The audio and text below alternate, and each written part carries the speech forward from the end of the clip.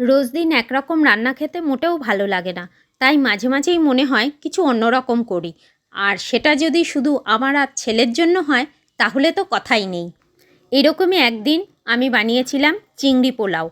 তার জন্য কড়াইয়ে সাদা তেল আর ঘি গরম করে নুন হলুদ ও লেবু রস মেখে রাখা চিংড়ি মাছগুলো একটু ভেজে তুলে নিয়েছি।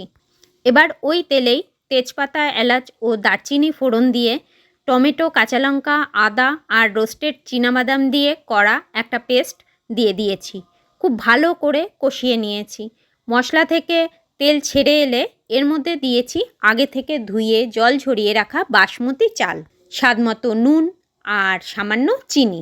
খুব ভালো মতো এবার চালটাকে মশলার সাথে কষিয়ে নিতে হবে।